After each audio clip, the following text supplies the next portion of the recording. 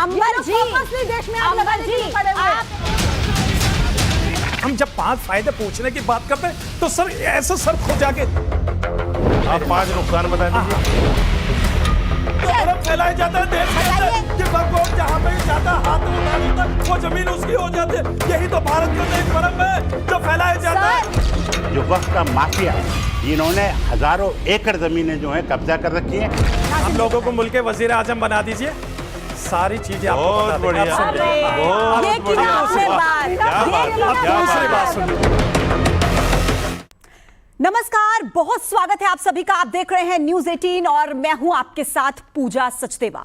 वक्फ संशोधन कानून पार्लियामेंट से पास हुआ, उसके बाद राष्ट्रपति के हस्ताक्षर हुए, लेकिन बावजूद इसके इस पर बवाल ही बवाल है। सड़क से लेकर संसद तक इस पर संग्राम देखने को मिला। लेकिन क्या वाकई ये कानून मुसलमानों के हित में है या फिर इस पर भ्रम फैलाया जा रहा है? आज न्यूज 18 ने यह पहल की है जिसमें वक्फ पर होगी महापंचायत। आज हमारे साथ वो लोग इस पैनल में जुड़ेंगे जो किसी पार्टी से जुड़े नहीं हैं, यानी कि जो राजनेता नहीं हैं, लेकिन वो इस धर्म से सीधे तौर पर जुड़े हैं, यानी कि इस्लाम धर्म से। और वो आपको बताएंगे कि आखिर वक्फ कानून के फायदे क्या हैं और वक्फ कानून के जो ये मानते हैं कि नुकसान हैं, उनसे भी हम इस पक्ष पर चर्चा करेंगे। मेरे साथ आज के इस पैनल में कुल 6 दिग्गज हैं जिनसे हम इस कानून के पक्ष में और विरोध में बात करेंगे। सबसे पहले आपका परिचय करा देती हूं। मेरे दाईं तरफ वो लोग हैं जो इस कानून के पक्ष में आपके सामने अपना पक्ष रखेंगे। मौलाना साजिद रशीदी जी, आपका बहुत बहुत स्वागत है। कई चर्चाओं में आपने इनका चेहरा देखा होगा। और वसीम अहमद गाजी जी, मुस्लिम स्कॉलर, हमारे साथ इस चर्चा में शामिल होंगे। अंबर जैदी जी, सोशल एक्टिविस्ट, हमारे साथ इस चर्चा का हिस्सा होंगी। और मेरे बाईं तरफ देखिए, वक्फ कानून के विरोध में अपनी बात रखेंगी ज़ेबा खान जी, हमारे साथ मुस्लिम स्कॉलर मौजूद हैं। और नाजिम खान जी, मुस्लिम स्कॉलर, हमारे साथ इस चर्चा में शामिल हैं। और देखिए एडवोकेट बिलाल खान, ये वो चेहरा है जो देखिए आम आदमी पार्टी के विधायक अमानतुल्लाह खान, उनकी तरफ से जो पिटीशन लगाई गई है सुप्रीम कोर्ट में, उसी पैनल के ये वकील हैं और सुप्रीम कोर्ट की दोनों सुनवाई के दौरान ही ये वहां पर मौजूद रहे थे। तो सबसे पहले चर्चा की शुरुआत करेंगे और यहां से इस चर्चा की शुरुआत होगी। ज़ेबा जी, सबसे पहले आप ये बताइए कि प्रॉब्लम कहां पर है, मतलब दिक्कत कहां पर है? प्रधानमंत्री कह देते हैं कि भाई बढ़िया कानून है, मुसलमानों का फायदा होगा। होम मिनिस्टर कह देते हैं, राष्ट्रपति के हस्ताक्षर हो जाते हैं। मतलब कौन आपको और समझाए कि उसके बाद आप कहेंगे कि हाँ वाकई ये कानून फायदे में है मुसलमानों? देखिए, फायदा अगर जरूरी था कुछ अमेंडमेंट्स, लेकिन पूरे डेटा मैं ये बोली पूरा सिस्टम को चेंज कर दीजिएगा। वक्फ बाय यूजर क्या जो सरकार लाई है उससे क्या भला हो जाएगा? वक्फ बाय यूजर जो 100 सालों से चले आ रहा है, हाँ। और कितने 100 सालों पीछे से चले आ रहा है। अगर हमारे पास कोई रजिस्ट्रेशन नहीं होगा, पेपर्स नहीं होंगे पिछले जो भी 100 साल 200 साल से जिन जमीनों के, तो वो आप ले लीजिएगा वापस। और डीएम को सारी ताकत मिली है इसमें।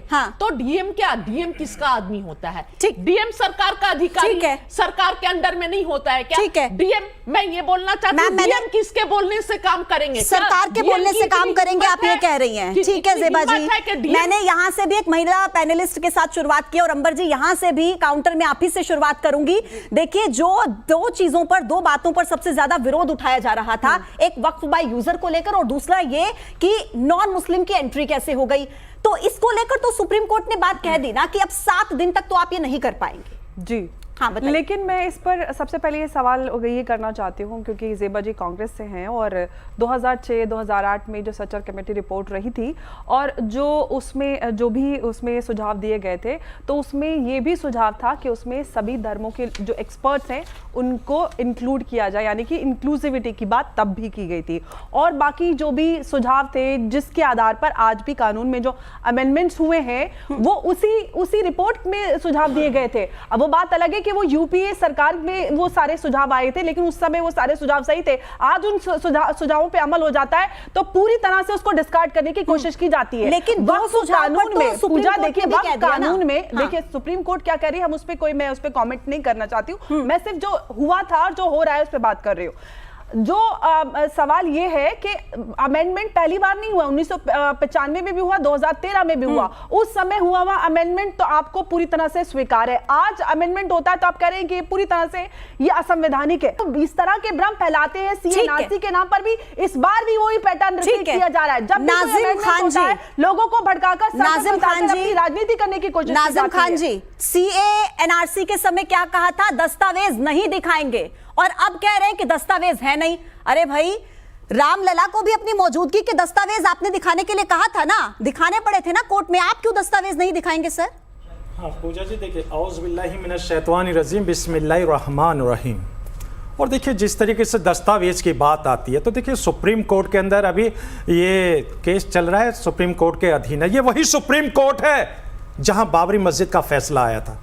ये वही सुप्रीम कोर्ट है जहां बाबरी मस्जिद का फैसला आने के बाद हम सब जो अमन पसंद थे, जो संविधान को मानते थे, हम लोगों ने स्वीकार करा क्योंकि सुप्रीम कोर्ट का फैसला आया था। अब ये भी केस जो चल रहा है सुप्रीम कोर्ट के अधीन है। सुप्रीम कोर्ट की बात पर कोई टिप्पणी नहीं करते हुए अब मैं बात आ जाता हूं यहां पर। अभी हमारी जेबा जी बड़ी काबिले तारीफ बात उन्होंने कही थी, 100 साल की बात करी थी। हाजी नाजिम खान 400 साल पुरानी बात करता है। हाजी नाजिम खान ये बात करता है कि हमारे अपने कब्रिस्तान है, उनके कब्रिस्तान के रजिस्ट्रेशन नहीं है। क्या हाजी नाजिम खान अगर इस दुनिया से फानी हो जाता है तो भारत की उस सरजमीन पे क्या हाजी नाजिम खान की मैयत को रोक दिया जाएगा ये कि भाई इस कब्रिस्तान का रजिस्ट्रेशन? अरे सुन लीजिए अमर जी, नहीं अमर जी सुन लीजिए, मैंने जब आपको सुनना पड़ेगा, आपको सुनना पड़ेगा।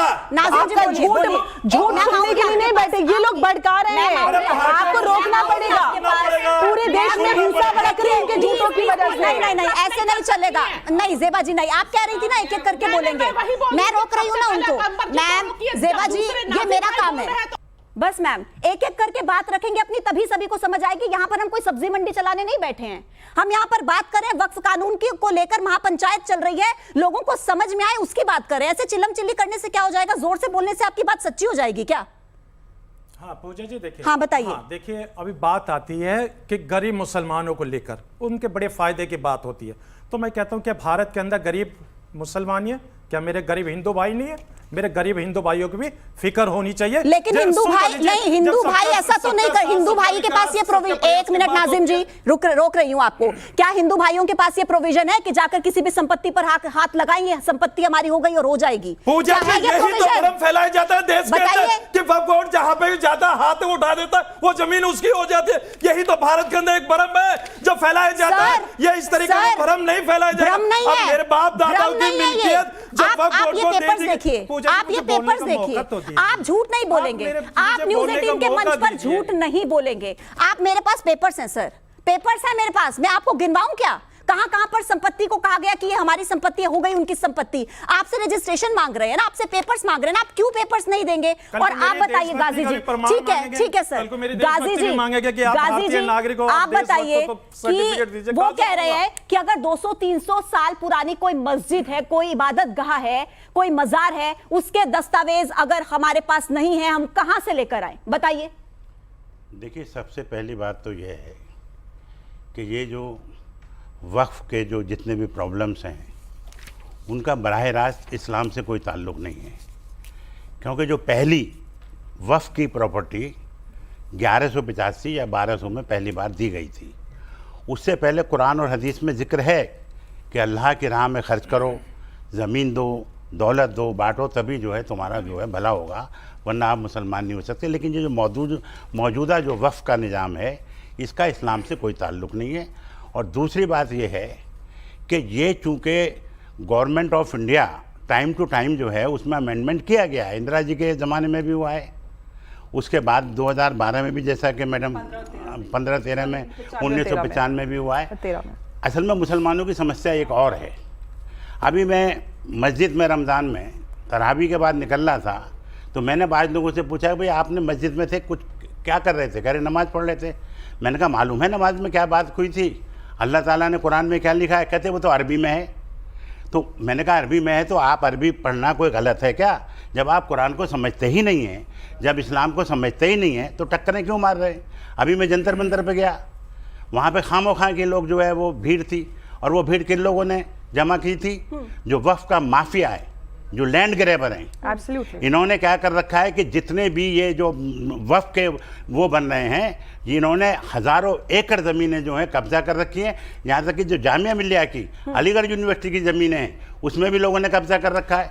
ये बताइए कि मैं एक सच्चा मुसलमान हूँ, इस्लामिक स्कॉलर हूँ, मैंने तो आज तक वक्फ बोर्ड की एक चाय भी नहीं पी है। लेकिन गाजी जी, मेरा ना काउंटर क्वेश्चन है इस पर। मुझे जरा ये बताइए कि ये तो सुप्रीम कोर्ट भी कहता है कि ये जो वक्फ बोर्ड है ये स्टैच्यूटरी बॉडी है ना, एडमिनिस्ट्रेटिव है, इसका रिलीजन से कोई सीधे तौर पर लेना देना नहीं है। हाँ, ये रिलीजियस अफेयर्स को डील करती है, लेकिन डायरेक्टली कुछ ऐसा नहीं है। तो मुझे एक बात बताइए, आप इतना भ्रष्टाचार गिनवा रहे हैं, कितनी संपत्तियों को इस तरीके से भ्रष्ट कर दिया गया, तो सरकार ने पहले उन पर एक्शन क्यों नहीं लिया? एक प्रोविजन ये भी तो हो सकता है ना सर। पूजा जी देखिए, हाँ। आप, मैं चूंकि इस फील्ड में मैं हुकूमतों से जुड़ा रहा हूँ, जी, मैं बताइए। वीपी सिंह साहब का एडवाइजर रहा हूँ, चंद्रशेखर जी, नरसिम्हा राव साहब के साथ रहा हूँ, मैं बाबरी मस्जिद एक्शन कमेटी का मेंबर था, मैंने अपनी पूरी जवानी उसमें लगा दी। जी। ये ऐसा नहीं है।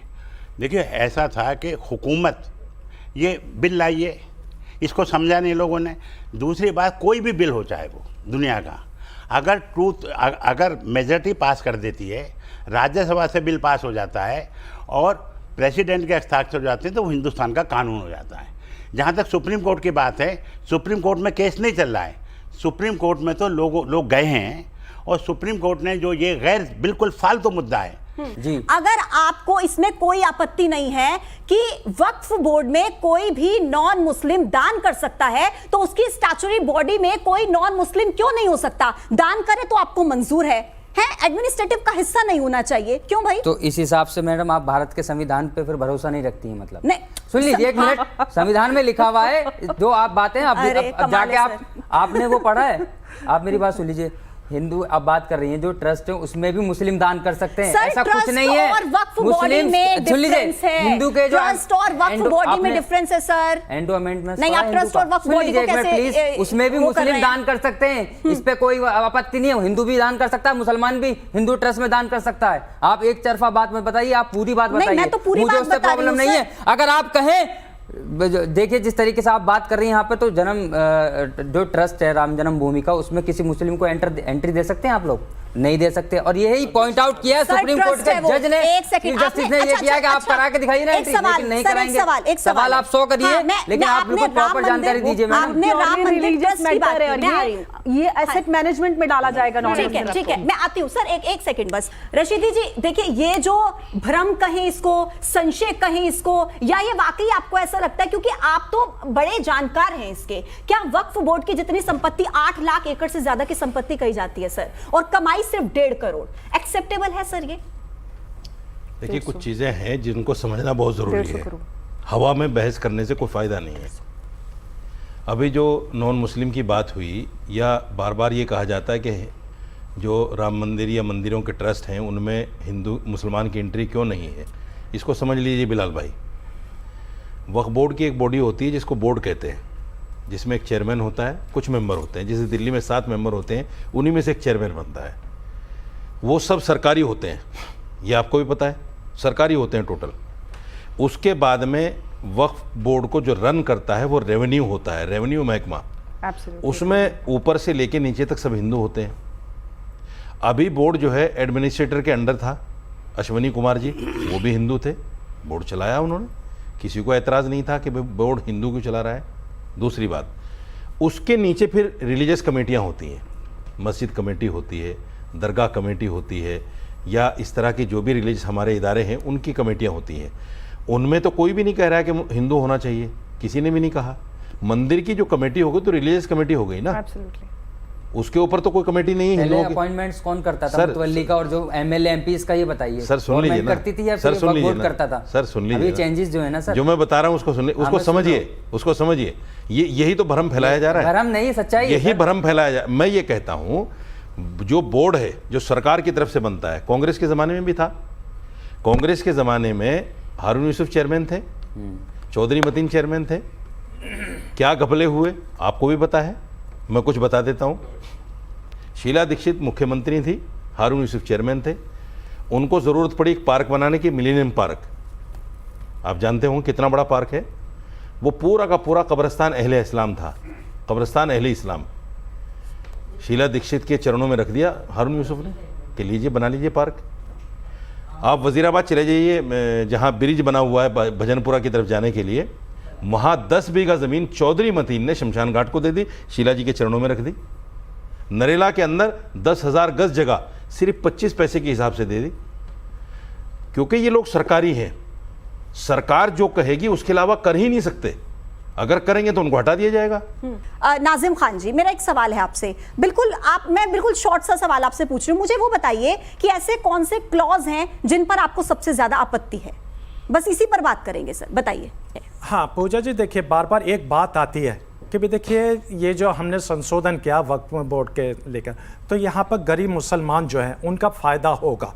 हम लोगों को भी उम्मीद जागी कि हाँ भी फायदा होगा, लेकिन हम जब 5 फायदे पूछने की बात करते हैं तो सर ऐसा सर खो जाके इधर सर सुनिए नाजिम खान, मैं फायदे उनसे पूछूंगी, आप पहले दिक्कत तो बताइए। हाँ सुन लीजिए, देखिए मैंने 5 फायदे पूछे, अब दिक्कत आप 5 नुकसान बता दीजिए मेरे। अरे क्या 5 नुकसान बता दीजिए। अरे आप ही वकील बन जाएंगे, आप ही जज बन जाएंगे, तो भाई हम लोगों के लिए किस लिए है? हमसे 5 फायदे पूछ रहे हो, आप 5 नुकसान बता रहे हैं। हाँ आप सुन लीजिए, देखिए वक्फ बाई यूजर आप बता नहीं रहे हैं, 5 नुकसान कहाँ से बता देंगे आप? हम लोगों को मुल्क के वजीर आजम बना दीजिए, सारी चीजें आपको बता देंगे। बढ़िया, बहुत बढ़िया। आप वज़ीर आज़म बनोगे पहले, फिर बताओगे नुकसान क्या है। बहुत बढ़िया, ये अच्छा है, ये अच्छा है। पहले प्राइम मिनिस्टर बनो, फिर बताओ उसके फायदे क्या हैं। दिक्कत यहाँ पर, दिक्कत वक्त ये से पॉइंट नहीं है। नोट किया जाए भाई, दिक्कत ये है, पॉइंट नोट किया दिक्कत जाए। किससे है? दिक्कत किससे है? प्राइम मिनिस्टर सब बताइए ना, दिक्कत किससे है? प्राइम मिनिस्टर सुन लीजिए, क्या बता